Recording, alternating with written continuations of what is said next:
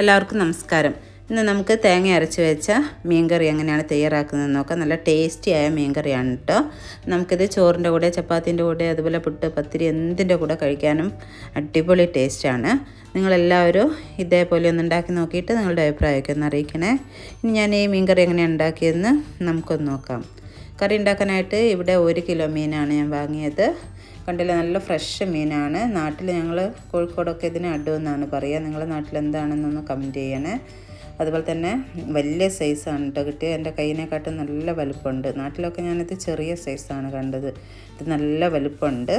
ഇത് നമുക്കൊന്ന് മുറിച്ചെടുക്കണം. ഞാനത് സാധാരണ നാട്ടിൽ കിട്ടുന്നതിനൊന്നും തൂളി അങ്ങനെയൊന്നും കണ്ടിട്ടില്ല. ചെറിയ സൈസ് ആയതുകൊണ്ടായിരിക്കും.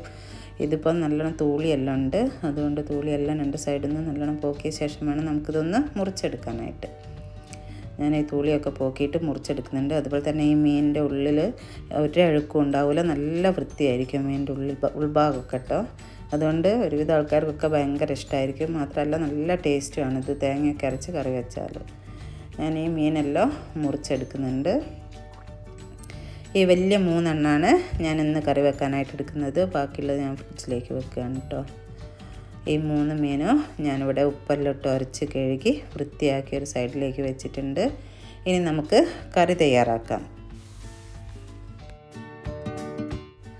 കറി വെക്കാനായിട്ട് പിന്നെ 5-6 പച്ചമുളക്, ഒരു ചെറിയൊരു കഷ്ണം ഇഞ്ചി, ഒരു തക്കാളി, ഒരു പച്ചമാങ്ങ എന്നിവ എടുത്തിട്ടുണ്ട്. ഇതൊക്കെ ഒന്ന് മുറിച്ചിട്ടെടുക്കുന്നുണ്ട്. തക്കാളി ഞാൻ കുറച്ച് വലിയ കഷ്ണമായിട്ടാണ് കേട്ടോ മുറിച്ചിട്ടെടുത്തത്. ഇനി ഈ മുറിച്ചിട്ട എല്ലാം കൂടി നമുക്ക് കഴുകി വൃത്തിയാക്കി വെച്ച ചട്ടിയിലേക്കൊന്ന് ഇട്ട് കൊടുക്കാം. അതിനുശേഷം അതിലേക്ക് മഞ്ഞൾപ്പൊടി ഇട്ട് കൊടുക്കുന്നുണ്ട്. ഞാൻ 1/2 ടീസ്പൂൺ മഞ്ഞൾപ്പൊടിയാണ് ഇട്ട് കൊടുക്കുന്നത്. പിന്നെ മുളക് പൊടി 2 സ്പൂൺ നിറയെ ഇട്ട് കൊടുത്തിട്ടുണ്ട്. നിങ്ങളെ എരിവിനനുസരിച്ച് മുളക് പൊടിയൊക്കെ ചേർത്ത് കൊടുക്കണം കേട്ടോ. ഇത് നല്ല എരിവുള്ള മുളക് പൊടിയാണ്, അതുകൊണ്ടാണ് 2 സ്പൂൺ ഇട്ട് കൊടുത്തത്. പിന്നെ വേണമെങ്കിൽ നമുക്ക് നോക്കിയിട്ട് ചേർത്ത് കൊടുക്കാമല്ലോ.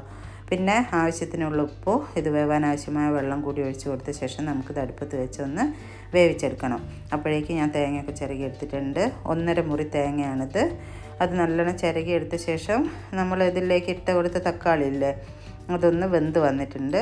അതും കൂടി ഞാൻ ഈ തേങ്ങയിലേക്ക് ഇട്ട് കൊടുത്ത ശേഷം നല്ലോണം അരച്ചെടുക്കുന്നുണ്ട്. ഇനി നമുക്ക് ഈ അരച്ചെടുത്ത അരപ്പൊക്കെ കറിയിലേക്ക് ഒഴിച്ച് കൊടുക്കാം. എന്നിട്ട് നമുക്ക് ആവശ്യത്തിനുള്ള വെള്ളം കൂടി ഒഴിച്ച് കൊടുത്ത്, നമുക്ക് ഓരോരുത്തർക്കും കറിക്ക് എത്ര ചാറ് വേണമെന്ന് വെച്ചാൽ അത്ര ഒഴിച്ച് കൊടുത്ത ശേഷം നമുക്കതിലേക്ക് കഴുകി വൃത്തിയാക്കി വെച്ച മീനെല്ലാം ഇട്ട് കൊടുക്കാം. നിങ്ങളിപ്പോൾ വിചാരിക്കുന്നുണ്ടാവില്ലേ മാങ്ങയുടെ കൂടി എന്തിനാണ് തക്കാളി ഇട്ടതെന്ന്. ഇത് പുളിയില്ലാത്ത മാങ്ങയാണ്, അതുകൊണ്ടാണ് ഞാൻ തക്കാളി ചേർത്ത് കൊടുത്തത്.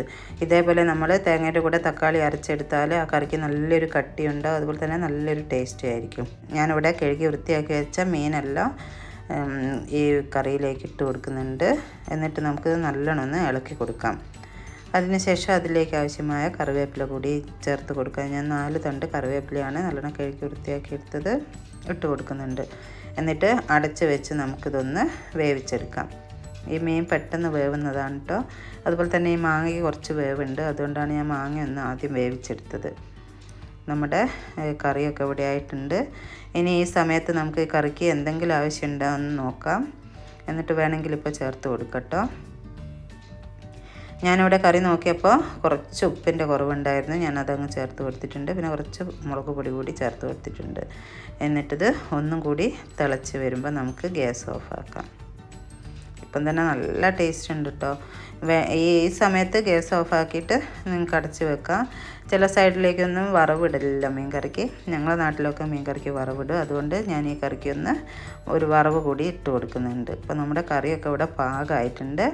ഗ്യാസ് ഓഫ് ചെയ്ത് ഞാൻ കറി ഒരു സൈഡിലേക്ക് മാറ്റി വെക്കുന്നുണ്ട്. ഇനി കറിക്കുള്ള വറവിടാനായിട്ടൊരു പാൻ അടുപ്പത്ത് വെച്ച് അതിലേക്ക് കുറച്ച് വെളിച്ചെണ്ണ ഒഴിച്ച് കൊടുത്തിട്ടുണ്ട്. വെളിച്ചെണ്ണ ചൂടായപ്പം കടുക് ഇട്ട് കൊടുത്തിട്ടുണ്ട്. കുറച്ച് ചെറിയുള്ളി കൂടി മുറിച്ചിട്ടിട്ടുണ്ട്. നമ്മുടെ ചെറിയുള്ളി മൂത്ത് വന്നപ്പോൾ ഞാൻ അതിലേക്ക് കുറച്ച് കറിവേപ്പില, ഒരു നുള്ള് മുളക് പൊടിയും കൂടി ഇട്ട് കൊടുത്തിട്ടുണ്ട്. എന്നിട്ട് അതൊന്ന് മൂപ്പിച്ച് കൊടുത്ത ശേഷം ആ കറിയിലേക്ക് ഒഴിച്ച് കൊടുക്കുന്നുണ്ട്. എന്നിട്ട് കുറച്ച് കറി അതിൽ നിന്ന് ഒഴിച്ച് വറവിലേക്ക് ആക്കിയിട്ട് ചട്ടിയിലേക്ക് തന്നെ ഒഴിച്ച് കൊടുക്കുന്നുണ്ട്. എന്നിട്ട് നമുക്കിതൊന്ന് ഇളക്കി കൊടുത്ത ശേഷം അടച്ച് വെച്ച് കൊടുക്കാം. ഈ വറവിൻ്റെ ടേസ്റ്റൊക്കെ കറി പിടിക്കാൻ വേണ്ടിയിട്ടാണ് കേട്ടോ അങ്ങനെ അടച്ച് വെച്ചത്. ഇപ്പോൾ ഈ കറി ഉണ്ടാക്കിയിട്ട് ഏതാണ്ട് 1 മണിക്കൂർ കഴിഞ്ഞ് ചൂടെല്ലാം ആറിയിട്ടുണ്ട്. ഇനി ഞാനതൊരു കോപ്പയിലേക്ക് മാറ്റി കൊടുക്കുകയാണ്. നിങ്ങൾ ഈ വീഡിയോ കണ്ടിട്ട് ഇതുപോലെ ഒന്ന് ഉണ്ടാക്കി നോക്കണം കേട്ടോ. നല്ല ടേസ്റ്റാണ്. എന്നിട്ട് നിങ്ങളുടെ അഭിപ്രായമൊക്കെ ഒന്ന് അറിയിക്കണേ.